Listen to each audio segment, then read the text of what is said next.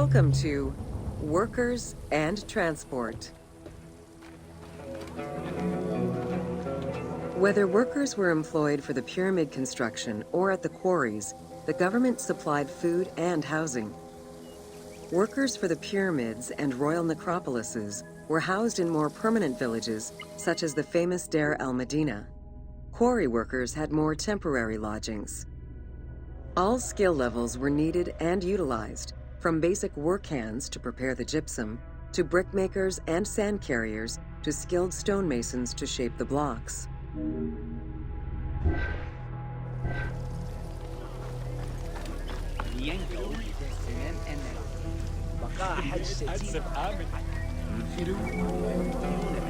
Skilled architects and engineers were employed year-round, while support labor were often farmers who worked on the quarries or construction during the Nile's flood season. The basic laborers were hard-working and versatile. Many may have been farmers who joined the construction during the off-season. Hieroglyphs found in the work villages listed assigned job titles.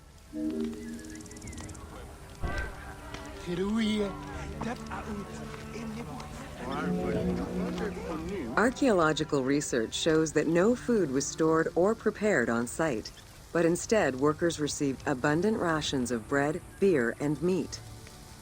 These rations were taken care of by an administration outside the village. Medical treatment was also available for those who were injured.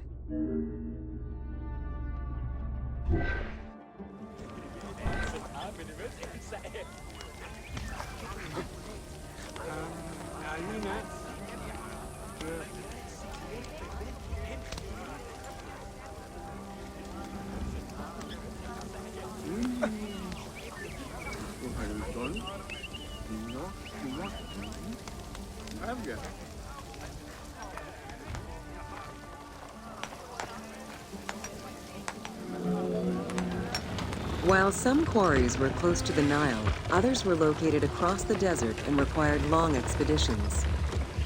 These expeditions were sanctioned by the state. They involved complex logistics and required many participants. Transporting a block by land meant that workers had to overcome the weight and friction of the load. To solve this, they first dug a track in the ground. This path was sometimes reinforced with rails upon which a sled, used to ferry the blocks, would be pulled.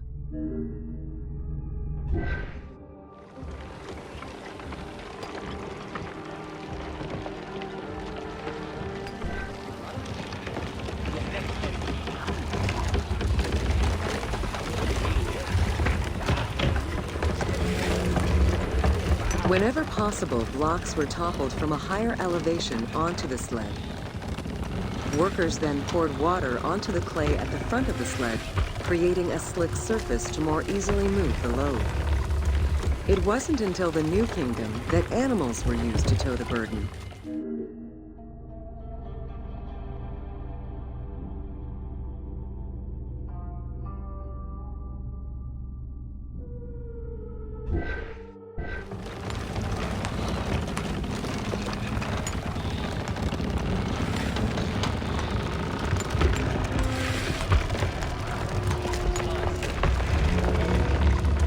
During flood season, the Nile was at its largest and deepest, which allowed the transportation of the heaviest and biggest loads.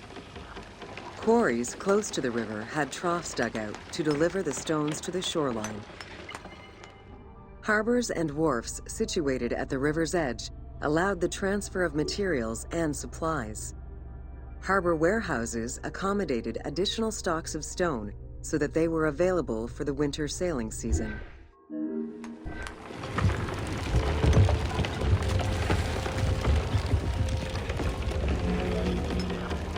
The Wadi al-Jarf papyri detail a limestone load intended for the Khufu pyramid that weighed in at 70 to 80 tons, or 30 blocks.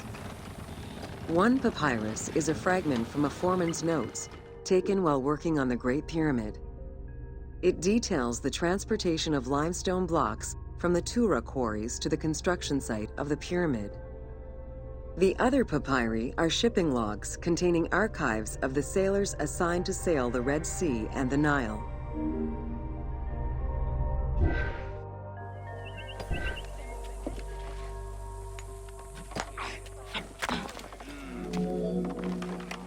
Stone cargo generally weighed 15 tons per boat, amounting to roughly 6 or 7 blocks per trip.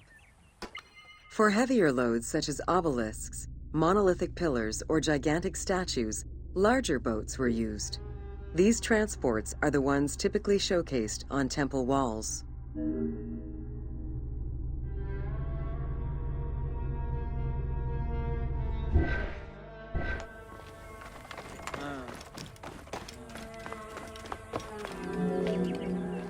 River transportation was the most efficient way to ferry stone blocks between the quarry and the construction site. Blocks were transported by flotillas of several types of boats. The most detailed illustration of transport by river is a relief of Queen Hatshepsut's barge with an accompanying flotilla.